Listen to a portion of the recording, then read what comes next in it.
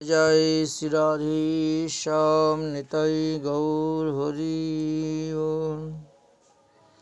गुरुवे गौरचन्द्राय राधिकायै तदालये कृष्णाय कृष्णभक्ताय तद्भक्ताय नमो नमः। শুধু ভক্তবৃন্দগণ, আজ কয়েকদিন যাবৎ শ্রাদ্ধ সম্পর্কে বিভিন্ন প্রশ্ন উঠেছে। বৈষ্ণব বিধিমতে শ্রাদ্ধ বা স্মার্ত বিধিমতে যে শ্রাদ্ধ, তা কোনটি শ্রেষ্ঠ, কোনটা মানুষের করণীয় অকরণীয়, এ নিয়ে বহু লোকের বহু প্রকার মতভেদ দেখা যাচ্ছে। তো আমরা এই বিষয়ে কিছু শাস্ত্রীয় সুসিদ্ধান্তের কথা আলোচনা করব।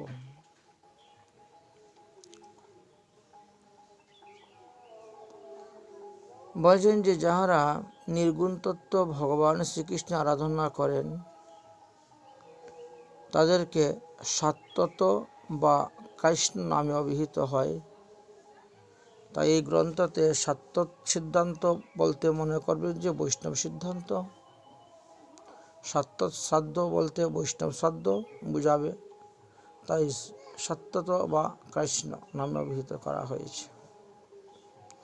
এই কৃষ্ণতত্ত্বের উপাসক বা কৃষ্ণগণই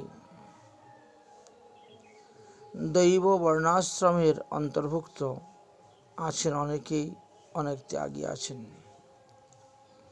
জড়জগতে আমরা দুই প্রকার মানুষ দেখতে পাই, একথা পদ্মপুরাণ বলছেন। দৌভূত স্বর্গৌ লোকেऽস্মিন দৈব অসুর এইব চ বিষ্ণু ভক্ত স্মৃতি দৈবঃ অসুরস্তদ বিপর্যয়াৎ। যাহারা বিষ্ণু ভক্ত তাহারা দৈব, এবং তাহার বিপরীত ধর্ম আচরণকারী জনগণই অসুর বর্ণ বলিয়া কথিত হইয়াছে।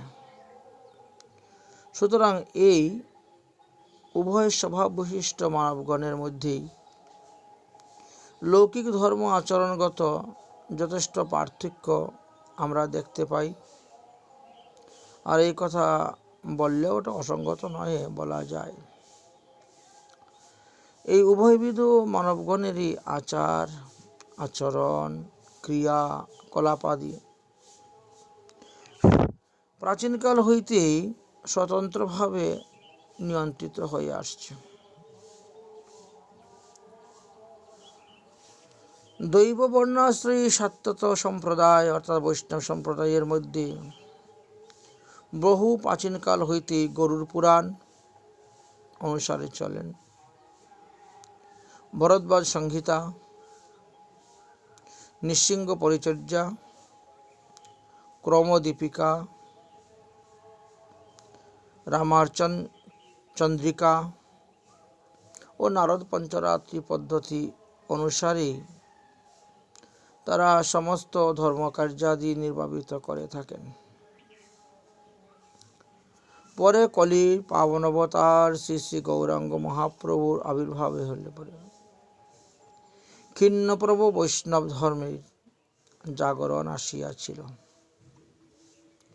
কিন্তু ইহার কিঞ্চিত পরবর্তীকালেই কর্মজড় স্মার্তমত সমাজের মধ্যে প্রচলিত করেন রঘুনন্দন ভট্টাচার্য মহাশয়। তিনি প্রাচীন স্মৃতিসংহিতা পরিবর্তন করিয়া নবস্মৃতি সংকল্প করিয়াছিলেন। তাহার সাহায্যে বঙ্গদেশের অঙ্গভঙ্গ কলিঙ্গ সমাজে প্রতিষ্ঠিত হয়েছিল যে বীজ, যাহা অদ্যপিও সেই বীজের নির্মূল হয় নাই প্রায়শ দেখা যায়। এই কর্মজড় স্মৃতি সংলগ্নের পূর্বেই কলিযুগ পাবন অবতার শ্রী শ্রী গৌরাঙ্গ মহাপ্রভু আদেশ, নির্দেশ ও প্রেরণায় শ্রীমৎ গোপাল ভট্ট গোস্বামী পাদ, শ্রীল সনাতন গোস্বামী পাদ প্রাচীন স্মৃতি সংহিতা এবং পুরাণ পদ্ধতি অনুসারে তার সমস্ত সারগুলাকে সংলগ্ন করিয়া শ্রী হরিভক্তি বিলাস নামক গ্রন্থটি রচনা করে দেন।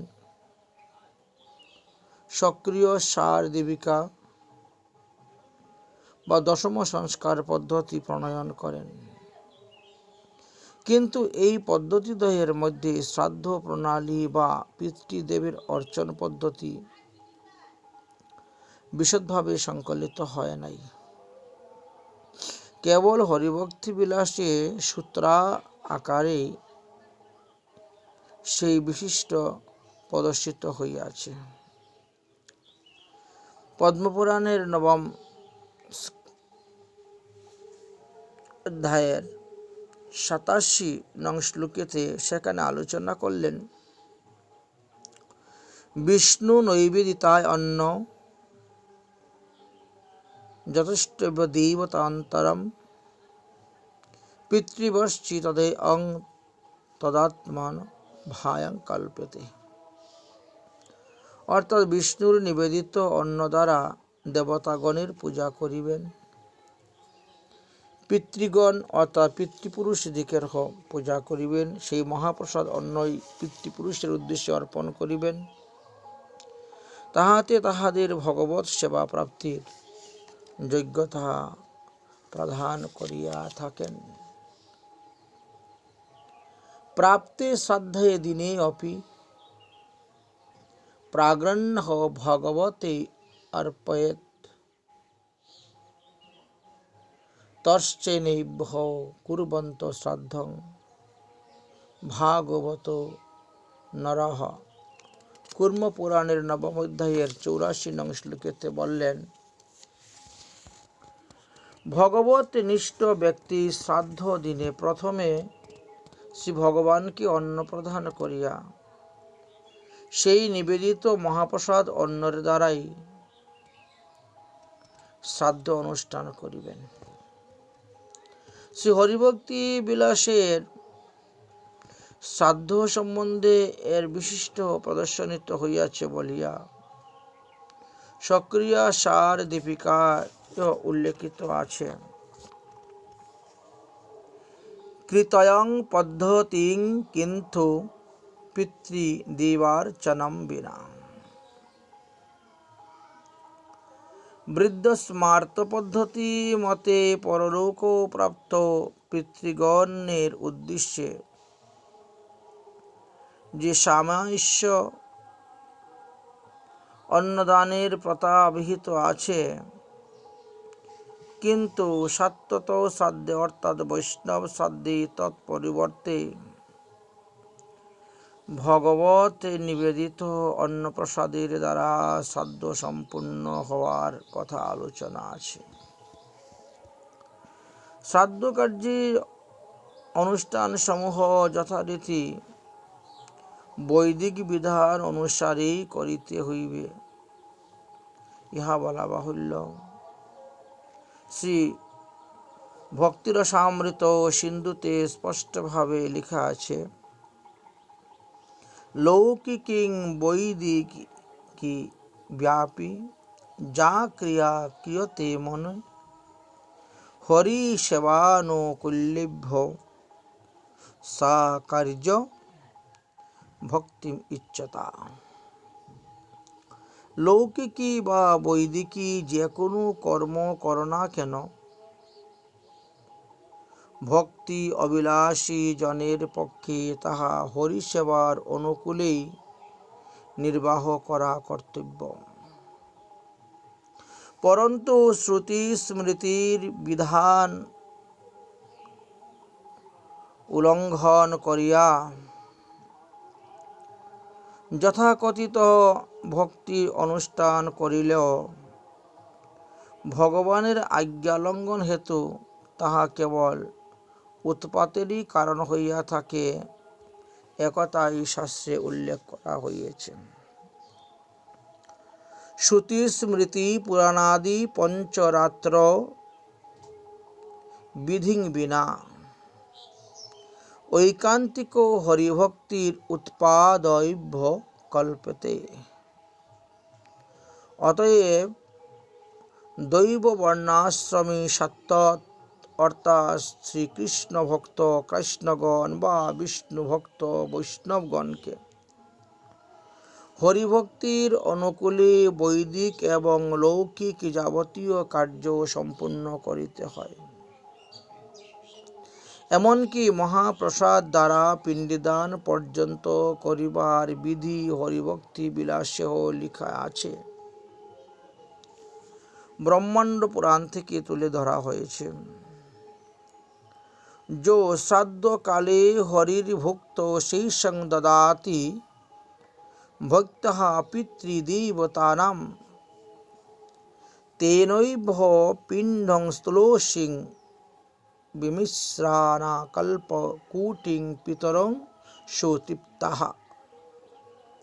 श्राद्ध समये भक्ति सहकारे ভগবত উচিষ্ট মহাপ্রসাদ ও তদ্যোগে তুলসী মিশ্রিত পিণ্ড পিতৃগণ এবং দেবগণকে দান করিলে পিতৃগণ কোটি কল্পকাল পর্যন্ত সুতৃপ্ত হইয়া থাকেন।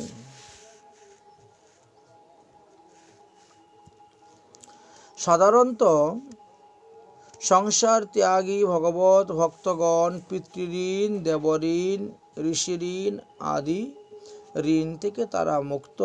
তারা এই সমস্ত ঋণে আবদ্ধ হন না। এমনকি অনন্য স্মরণ গৃহস্থ বৈষ্ণবগণ যদি শ্রদ্ধা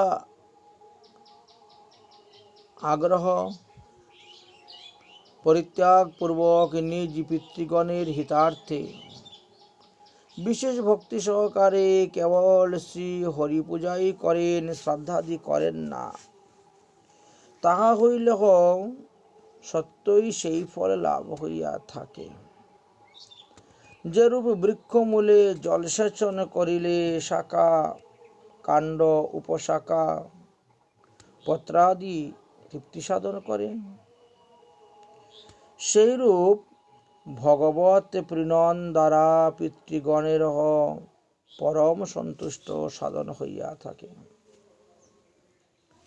শ্রী হরিভক্তি বিলাসে বিশুদ্ধ সত্যত শ্রাদ্ধ বা বৈষ্ণব শ্রাদ্ধের বিধান এইভাবে লিখিত হইলেও অনুষ্ঠান এবং মন্ত্রাদির প্রয়োগ প্রণালী সেখানে লেখা হয় নাই। অধিকাংশ স্থলেই কেবল বৈদিক বিধানের উল্লেখ মাত্র আছে। যেমন মনে করেন হরিভক্তি বিলাসের 19 বিলাসে 237 নং শ্লোকেতে দেওয়া আছে, নান্দি শ্রাদ্ধং ততৌ কৃত্যং সদ্বিপ্র বৃণয়াত গুরুম।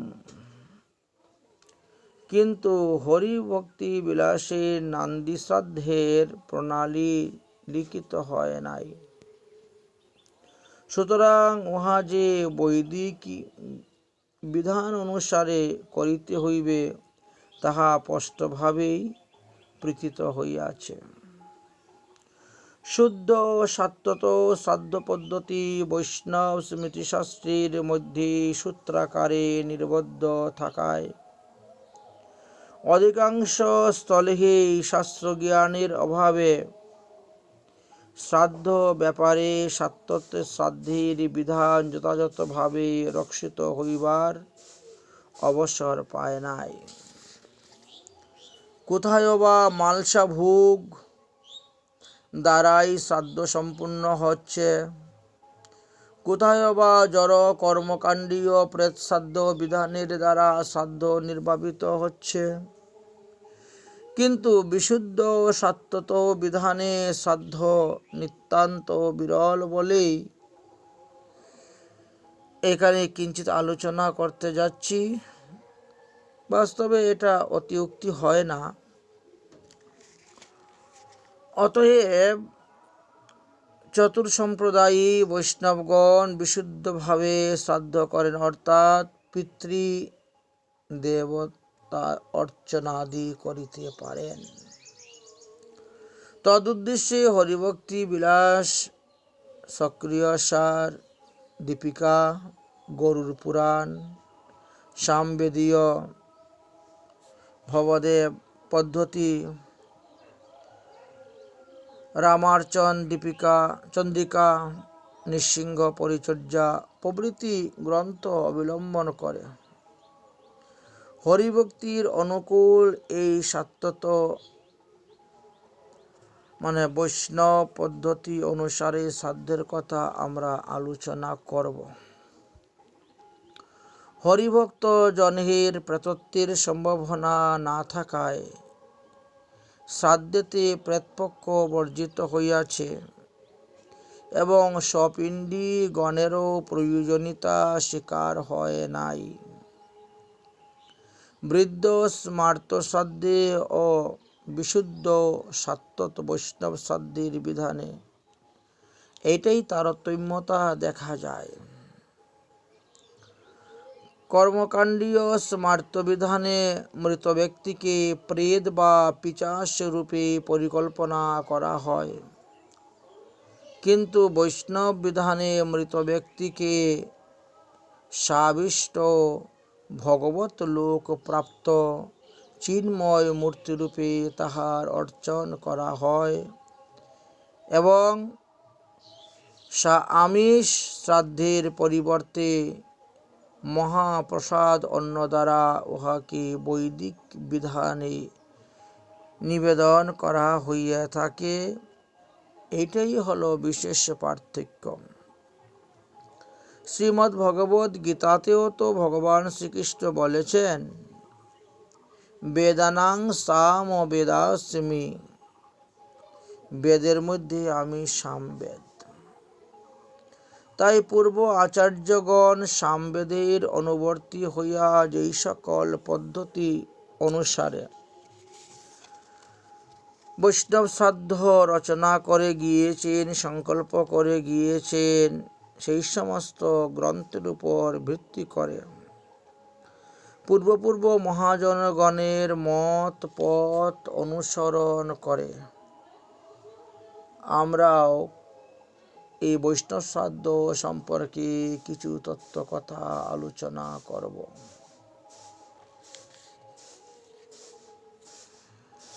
এতে আশা করি জীবের মঙ্গলই হইবে। শ্রাদ্ধ কথাটি আমরা সকলেই শ্রবণ করে আসছি। ইহার প্রকৃত তাৎপর্য কি সেই বিষয়ে কিছু আলোচনা এখন করব। এটা অনেকেই জানেন না।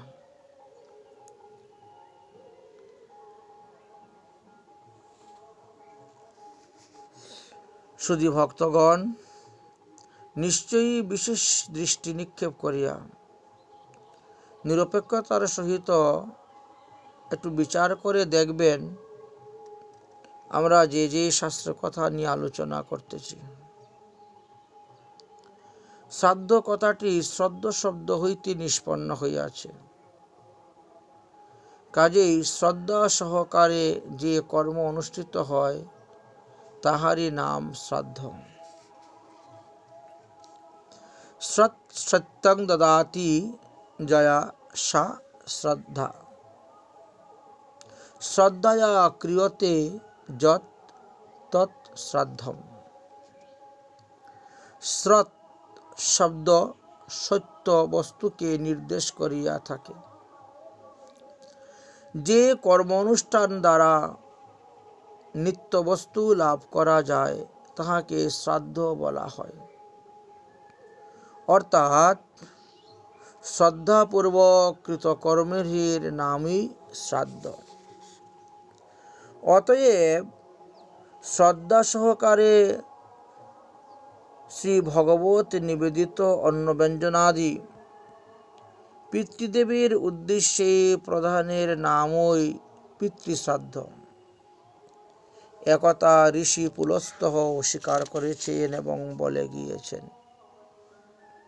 সংস্কৃত ব্যঞ্জনাডঞ্চ পয়োদধি ঘৃতম শ্রদ্ধয়া দীয়তে যস্মাৎ শ্রাদ্ধং তেন নির্গীততে। অর্থাৎ সংস্কৃত ব্যঞ্জনাদি যুক্ত দধি দুগ্ধ ঘৃতাদি সমন্বিত অন্ন শ্রদ্ধা সহকারে পিতৃগণের উদ্দেশ্যে প্রদানের নামই হল শ্রাদ্ধ। এই বিষয়ে স্মৃতি এবং অন্যান্য পুরাণ অনুমোদিত করিয়া প্রতিধ্বনি স্বরূপ বলিয়াছেন, যো পিতৃভ্যো দদাতি সৌ পিতৃযজ্ঞ তানে তান যজ্ঞান অহোরহো কুর্বন্তি। আশ্বলায়াম গৃহসূত্রমে লিখা আছে, পিতৃগণের উদ্দেশ্যে যে দান তাহার নামই পিতৃযজ্ঞ। এই যজ্ঞ প্রতিদিনই করা কর্তব্য। মনুস্মৃতি শ্রুতবাণীতে প্রতিধ্বনি হইয়াছে এই কথা। কুর্যাৎ অহোরহো শ্রাদ্ধম অন্নাদেন উদকেন বা পয়োমূল ফলে বাপি পিতৃভ্য প্রীতিমামহম। অন্ন আদি জল কিংবা দুগ্ধ ফলমূল আদির দ্বারা পিতৃগণকে প্রীতির নিমিত্ত প্রত্যহ শ্রাদ্ধ করিবে। পুরাকালে জীবিত ব্যক্তিগণেরও শ্রাদ্ধ করা হতো, এটাও শাস্ত্রে উল্লেখ আছে।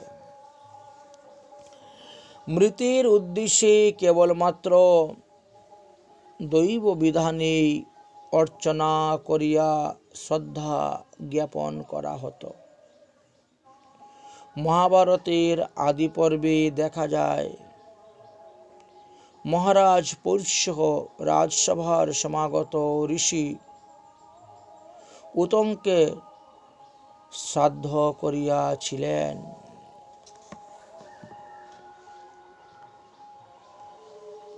ভগবৎ চিরেণ পদ্মাসাদিত্যে ভয়াশ্চ গুণবান তিতিস্তৌদিশ্চে শ্রদ্ধং কুর্বন্ত ক্রিয়তা। হে ভগবান, সৎপাত্র সর্বদা পাওয়া যায় না। আপনি গুণবান অতিথি হঠাৎ আমার গৃহে উপস্থিত হয়েছেন, আমি আপনার শ্রাদ্ধ করিতে ইচ্ছা করি। কিন্তু দুর্ভাগ্যবশত বর্তমান কালে এই জীবৎ শ্রাদ্ধ প্রথা একেবারেই উঠিয়া গিয়াছে। এমনকি যদি কেউ এই শ্রাদ্ধ শব্দটি কোনো জীবিত ব্যক্তির উদ্দেশ্যে প্রয়োগ করেন, তবে বিশেষ দোষের কারণ হইয়া উঠে। এমনকি দণ্ডবিধি আইন অনুযায়ী ৩০২ ধারায় অপরাধী হয়ে সাব্যস্ত হইয়া সামাজিক দণ্ডে দণ্ডিত হইতে পারেন তিনি। বাস্তবপক্ষে জীবিত ব্যক্তির প্রতি শ্রদ্ধা আর মৃতের উদ্দেশ্যে দৈব বিধানের অর্চনা করিয়া ভগবানের প্রসাদী অন্নাদি অর্পণ করিয়া তাহার প্রীতিবিধান করাই শ্রাদ্ধ।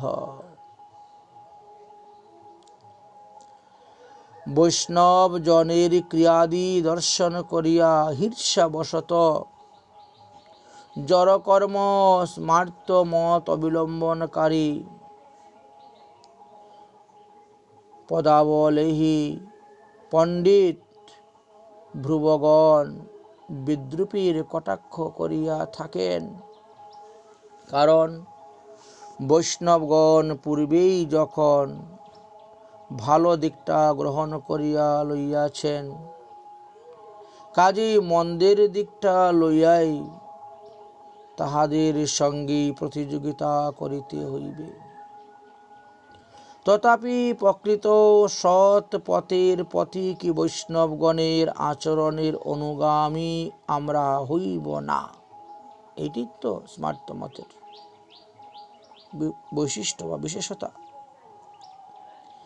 প্রেত পদাবলিহি স্মার্ত বিধান কর্মজড়বাদী স্মার্ত।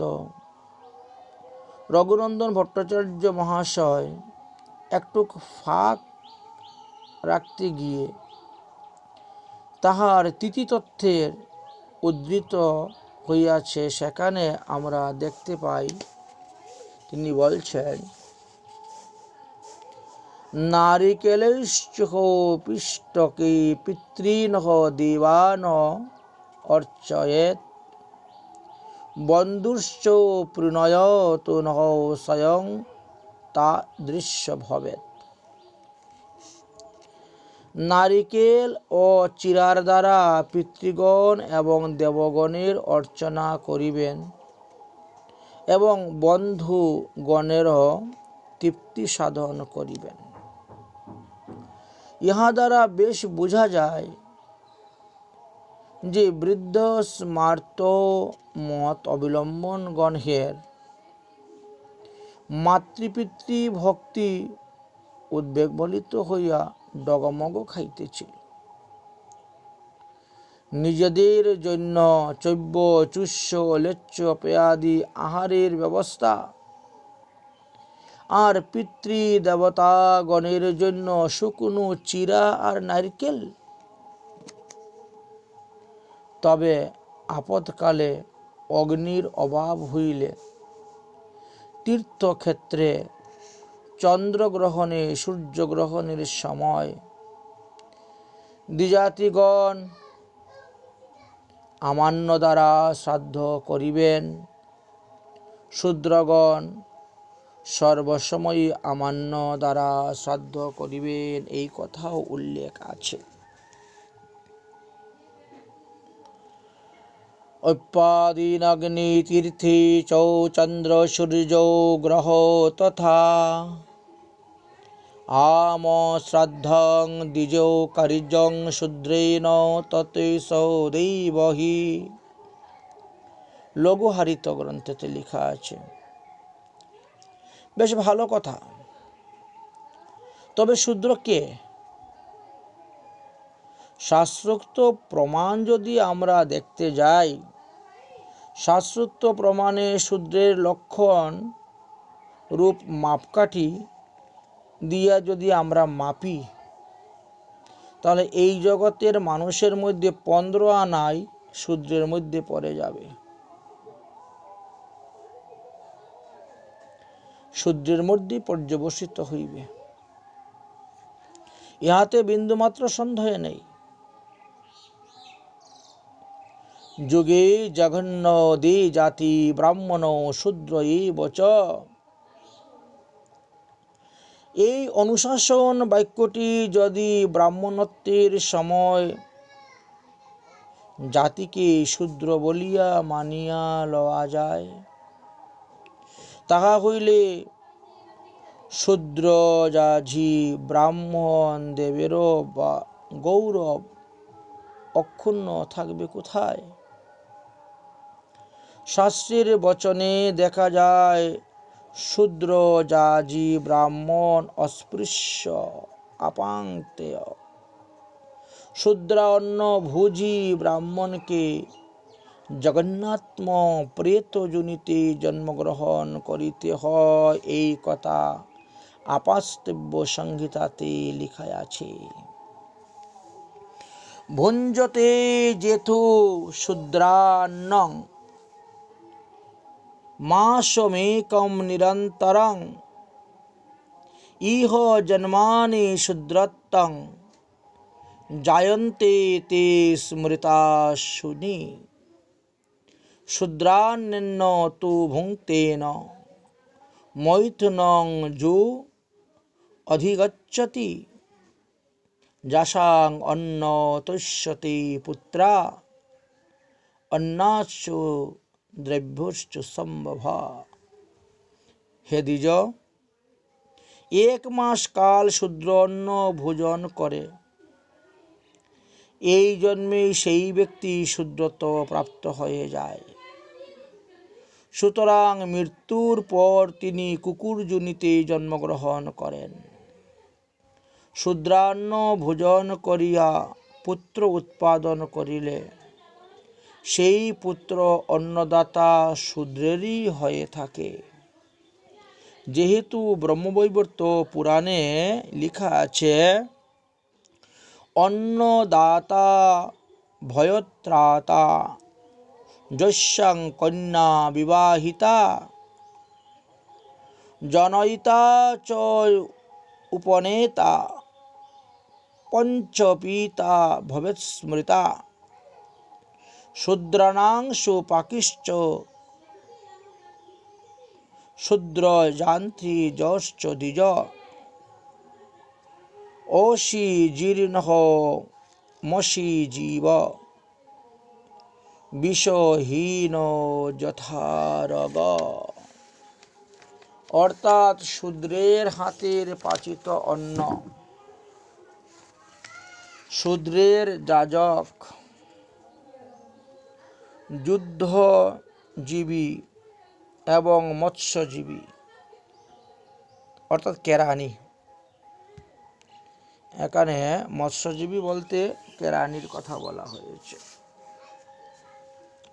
ব্রাহ্মণ বিষহীন সর্পের তুল্যই বলিয়া জানবেন। বিষহীন সর্প যেমন চুবল দিলেও কারো কোনো ক্ষতি হয় না, ঠিক তেমনি ভাবে তাদের মুখের বাক্যে শক্তি নেই, কোনো কাজ হয় না। বিষ্ণু জামল গ্রন্থেতেও বললেন,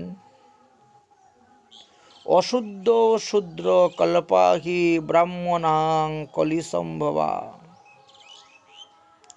কলিকালের ব্রাহ্মণগণ একেই তো শূদ্রের ন্যায় অপবিত্র, তাহাতে ব্রাহ্মণত্বের সকল জাতিকে শূদ্র ভাবাপন্ন করিয়া শূদ্রাচারে তাহাদের ক্রিয়া অনুষ্ঠান আদি সম্পূর্ণ করিলে পুরোহিতগণকেও ক্রমশ অব্রাহ্মণতা প্রাপ্ত হইতে হয়।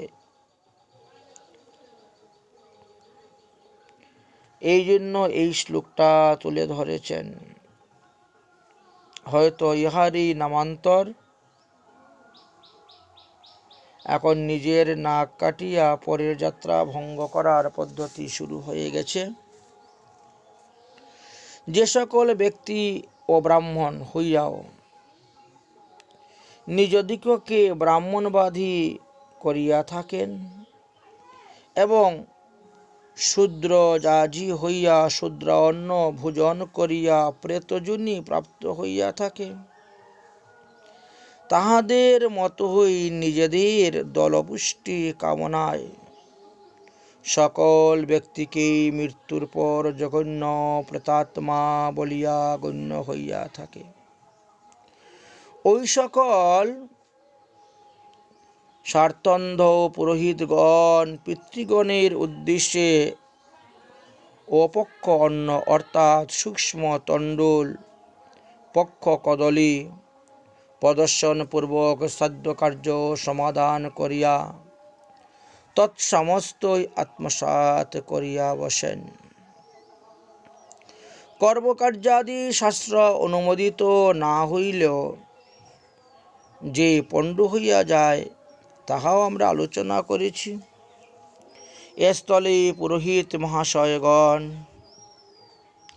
যজমানের কিরূপ হিতকামী তাহা বিচক্ষণ ব্যক্তিগণেরই বিবেচ্যের বিষয়। কর্ম জড় বদ্ধ স্মৃতি প্রণতি শাস্ত্রমতে মৃত ব্যক্তির আত্মা প্রেত বা পিচাসত্ব প্রাপ্ত হয়। বিহিত শ্রাদ্ধক্রিয়া ও স্বপিণ্ডীর দ্বারা তাহার সেই প্রেতত্ব বা পিচাসত্ব মোচন হইলে তবে সে মৃত ব্যক্তির আত্মা স্বর্গে গমন করিয়া থাকে। এই তো তাদের কথা। এই জন্যই বৃদ্ধ স্মার্ত শ্রাদ্ধের নাম প্রেত শ্রাদ্ধ, পিচাস বা রাক্ষস শ্রাদ্ধ বলিয়া শাস্ত্রে বলে গিয়েছেন।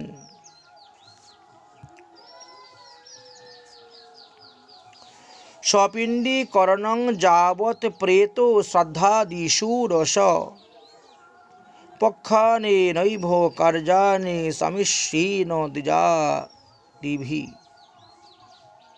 যস্য তানি ন কুর্বন্তি একো দৃष्ट्वा নিষূরস পিচাসত্যহং স্থিরং তস্যা দত্তে শ্রাদ্ধো শতেরপি।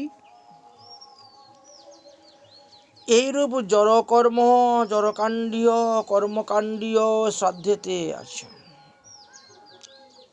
বিষ্ণু ও শ্রীকৃষ্ণের সেবক কৃষ্ণ বা বৈষ্ণবের প্রাধান্য স্বীকার হয়। মাস্তমতে বৈষ্ণব প্রাধান্য স্বীকার হয় না বলিয়াই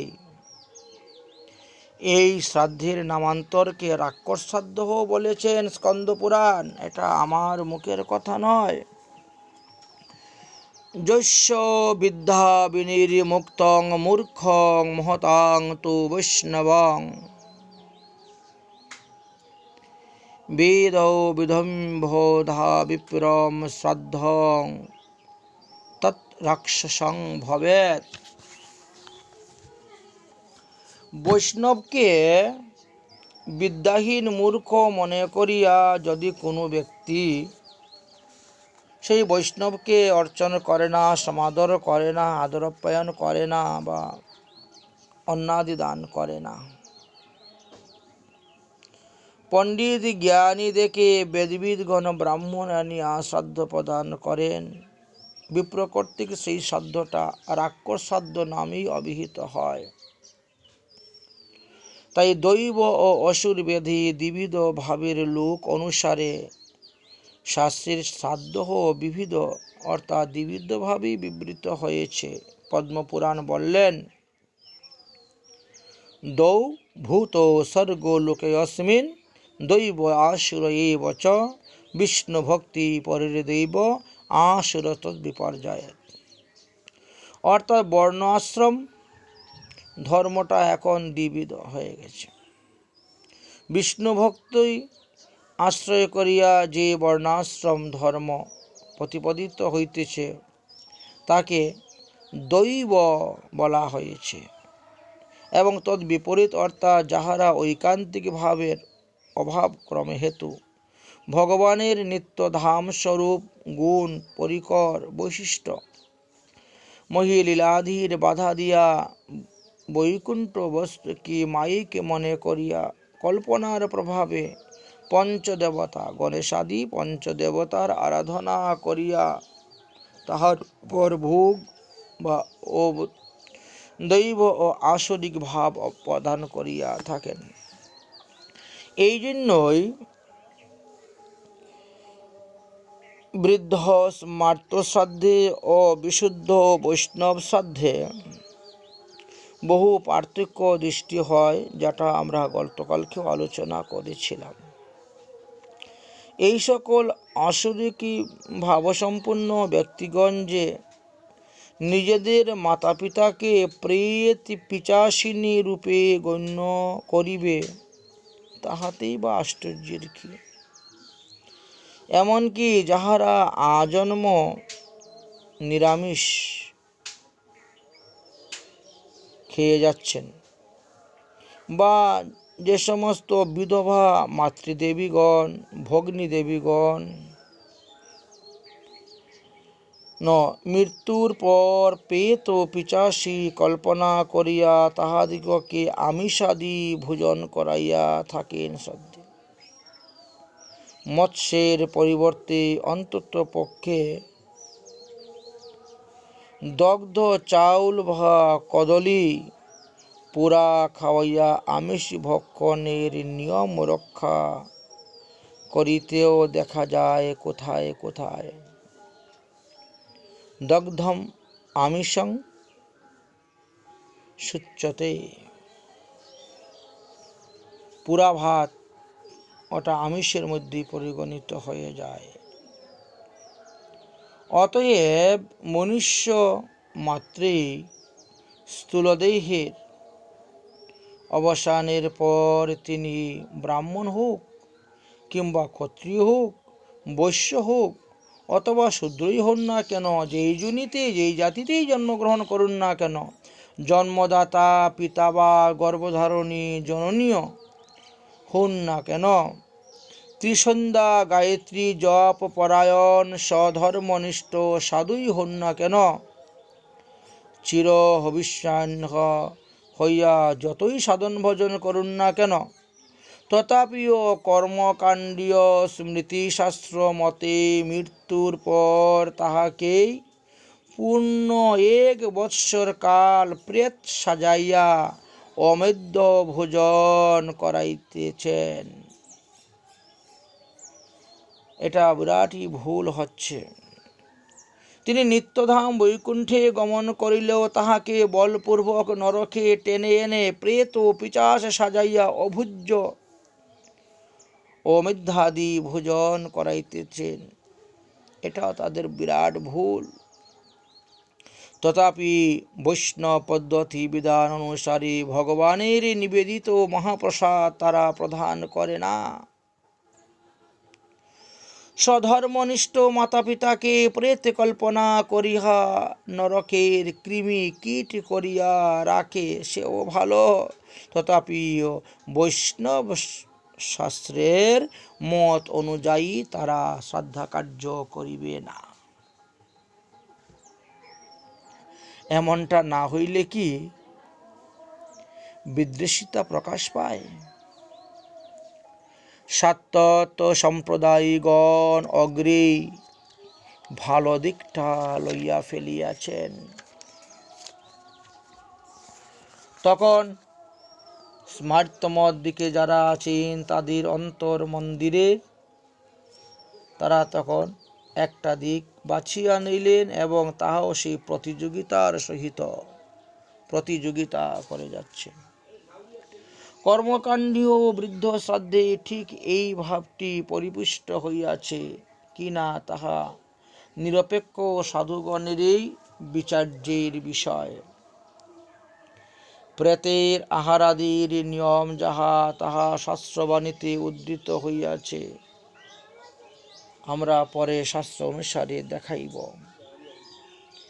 এখন শ্রীকৃষ্ণ সেবক কৃষ্ণ বা সত্যত বৈষ্ণব জনের তিরোধানের পর প্রেতত্ব প্রাপ্তি হয় না, তাহার অনুকূলে শাস্ত্রীয় প্রমাণ যা পাওয়া গিয়েছে এই বিষয়ে আমরা আলোচনা করে দেখাব যে প্রসাদবোধী সদাচার সম্পূর্ণ বিষ্ণু মন্ত্রে দীক্ষিত বৈষ্ণব মারা যাওয়ার পরে সেখানে মন্ত্রতে প্রেত শব্দ উচ্চারণ করার কোনো আবশ্যকতা নেই।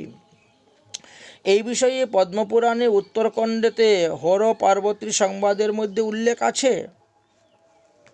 ন কর্ম বন্ধনম জন্ম বৈষ্ণবাঞ্চ বিদ্যতে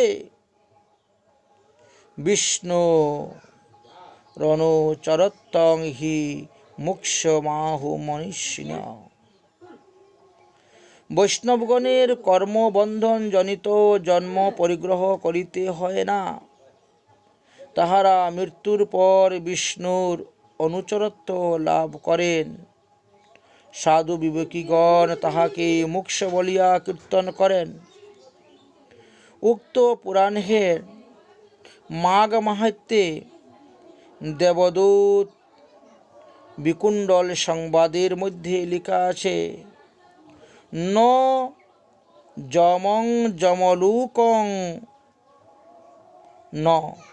ন দূতেন ঘোরদর্শন পশ্যন্তি বৈষ্ণবানুন সত্য সত্যং সত্যহং ময়োদিতম। আমি সত্য সত্য ত্রিসত্য করে নিঃসন্দেহে বলিতেছি। বৈষ্ণবগণ যম দর্শন করেন না, বা যমপুরীও দর্শন করেন না, বা ঘুর যম দূতগণকেও দর্শন করেন না।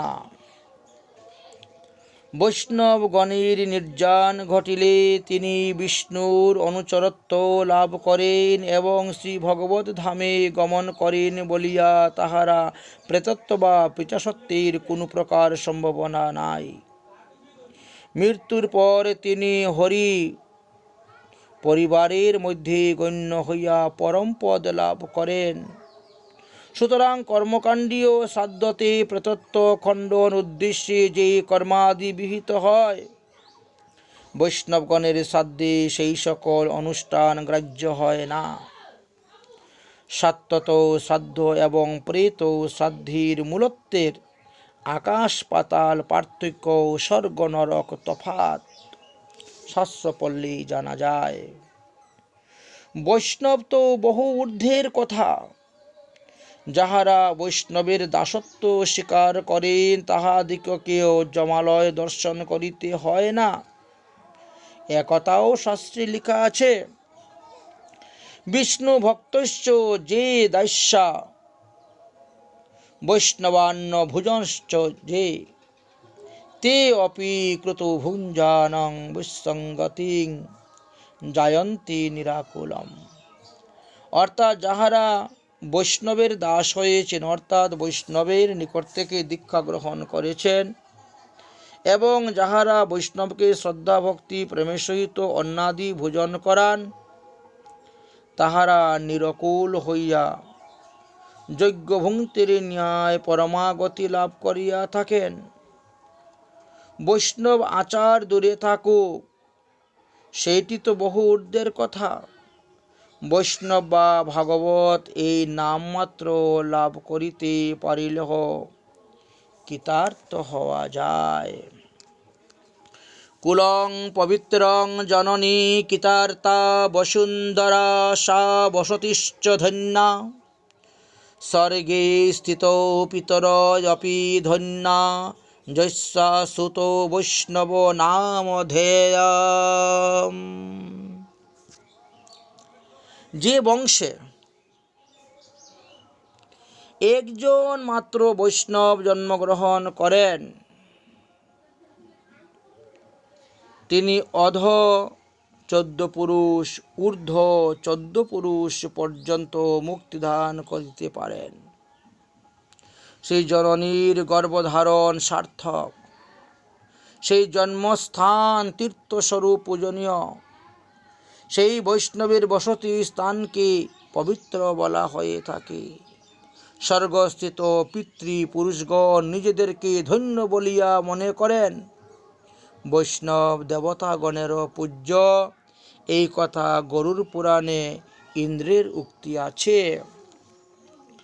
কলৌ ভাগবতং নামং দুর্লভং নৈভ লভ্যতে ব্রহ্ম রুদ্রৌ পদুৎকৃষ্টৌ গুরুণাং কথিতং সম। এই কলিযুগে বৈষ্ণব নাম লাভ করা অত্যন্ত দুর্লভ। সহজে এই নাম লাভ করা যায় না। বহু বহু জন্মের সুকৃতির ফলেই এই কলিতে বৈষ্ণব বা ভগবত সংজ্ঞা লাভ হয়।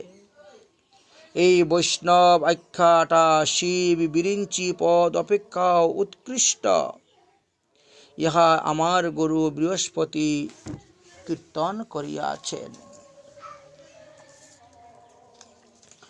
পূর্বপক্ষ অবলম্বন করিয়া কেহ যদি বলেন, যাহারা পরমহংস বৈষ্ণব তাহাদের দেহান্তে প্রেতত্ব না ঘটিলেও সাধারণ গৃহস্থ বৈষ্ণবদের দেহান্তে প্রেতত্ব হইবে না কেন? তাদের তো হতেই পারে। শাস্ত্রে বৈষ্ণব মাহাত্ম্য গৃহীত এবং সন্ন্যাসী ভেদে কোনো তারতম্যতা না থাকায় সকলেই সাধন উচিত গতিলাভ করিয়া থাকেন, এই কথা স্কন্ধ পুরাণে রেবাখণ্ডে শ্রী ব্রহ্মা নারদ সংবাদেতে উক্ত আছে, যস্তু বিষ্ণু পরো নিত্যং ধীর ভক্তি জিতেন্দ্রিয় স্বগৃহে অপি বাসং জানতি তদ বিষ্ণু পরমং পদম। যিনি নিত্য বিষ্ণুপরায়ণ, ধীর ভক্তিযুক্ত ও জিতেন্দ্রিয়, তিনি গৃহস্থ আশ্রমে অবস্থান করিয়াও বিষ্ণুর পরম পদ লাভ করেন।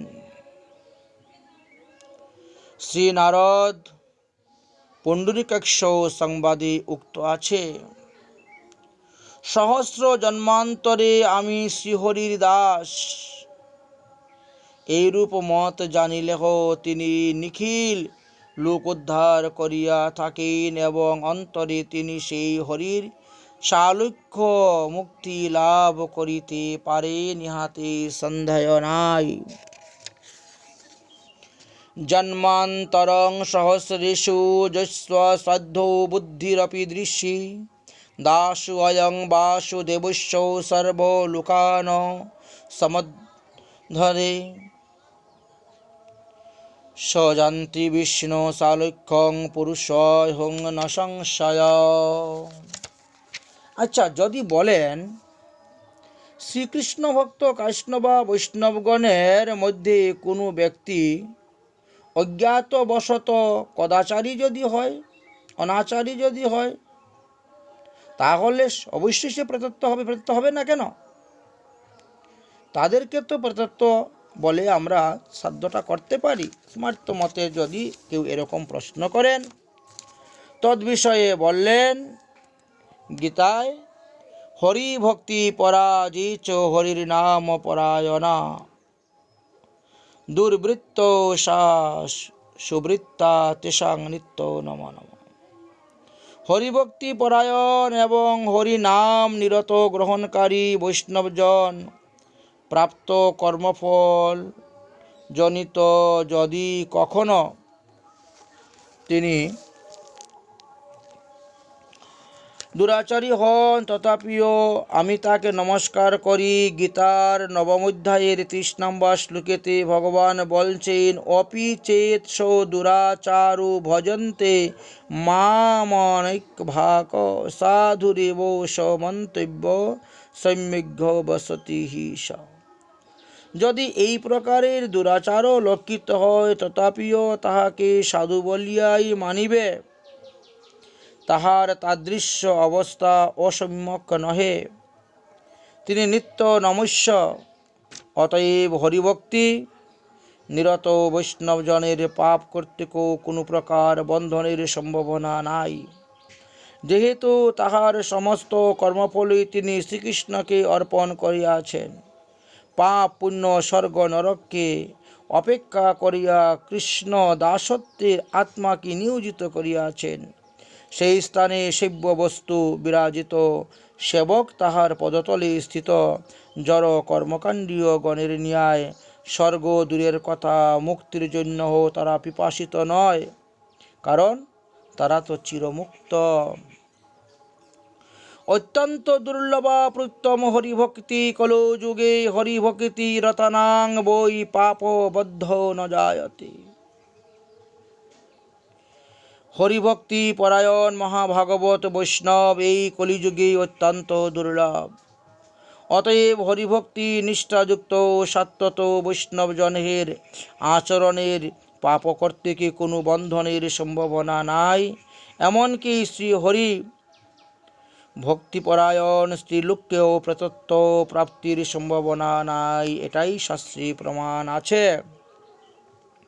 সভর্তিকা বা বৃদবা বিষ্ণু ভক্তি করোতি যা সমুত্তে রতি চাত্মানং কুলমেকাতুরম শতম। হরিভক্তি পরায়ণ নারীগণ সদবা থাকুক আর বিধবাই হোক না কেন, তিনি নিজে শতকুলকে উদ্ধার করিতে সমর্থ হন।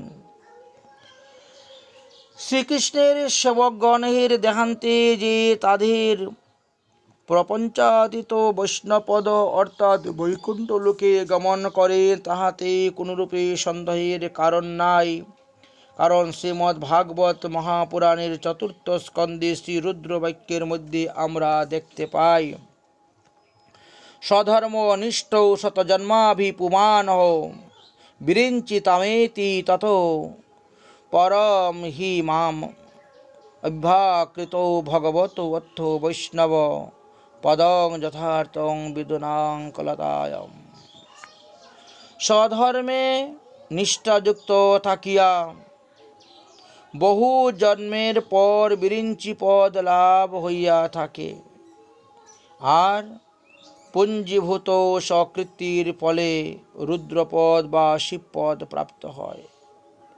আমি এবং অন্যান্য দেবতা সকল বর্তমানে যে অধিকার লাভ করিয়াছি, আমাদের সেই অধিকার শেষ হইলে স্ব লিঙ্গদেহ বা ভোগদেহের অবসানান্তে তবে আমরা প্রপঞ্চিত বৈষ্ণব পদ প্রাপ্ত হইব। কিন্তু ভাগবত বস্তু দেহান্তে অবশ্যাকৃত প্রপঞ্চাতীতম বৈকুণ্ঠম বৈষ্ণব পদম ইতি। সিদ্ধস্বামী বললেন, কৃষ্ণভক্ত কৃষ্ণ বা বৈষ্ণবগণ দেহান্তে অর্থাৎ মৃত্যুর পরেই তারা প্রপঞ্চিত বৈকুণ্ঠ পদ প্রাপ্ত হন। মৃত্যুর পর যেই সকল জীবদিগকে প্রেতত্ব প্রাপ্ত হইয়া যমভবনে নিয়ত হয়, যাহার বিচারে স্বর্গ বা নরক ভোগ করেন, সেই ধর্মরাজ নিজের মুখেই বলে গেলেন, কমল নয়নং বাসুদেব বিষ্ণু ধরণী ধরাশ্চিত শঙ্খচক্র পানে তব শরণম ইতি অভ্যায় যে বই তেজং ভূতং দুতরেম নং তান পাপান। অর্থাৎ যারা কৃষ্ণ মন্ত্র গ্রহণ করিয়াছেন, দীক্ষা গ্রহণ করিয়াছেন, বৈষ্ণব চরণ আশ্রয় করিয়াছেন, আত্মসমর্পণ করিয়া হরিনাম সংকীর্তন আদিতে রত আছেন, এহেন সাধু বৈষ্ণবগণের মহিমা দেবতাগণ সিদ্ধগণ কীর্তন করিয়া নিজেদেরকে কৃতার্থ মনে করেন, তাহাদের তো কোনো কথাই নেই।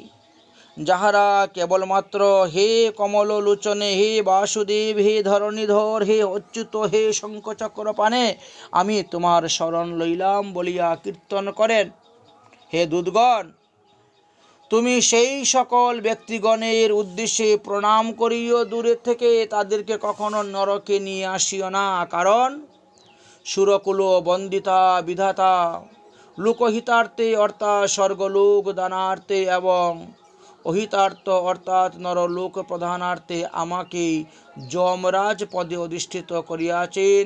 সুতরাং আমি হরি গুরু বিমুখ অবৈষ্ণব দিগকে লইয়াই শাসন করিয়া থাকি, কিন্তু শ্রীহরির পদাশ্রিত ভক্ত বা বৈষ্ণবজনকে আমি নমস্কার করিয়া থাকি। বৈষ্ণবজন দৈবাৎ জ্ঞাত বা অজ্ঞাতভাবে কোনো প্রকার অপরাধ পাপ অনুষ্ঠান করিয়া থাকিলেও আমি তাদেরকে শাসন করি না। আমি তাদের শাসনের প্রভু নয়।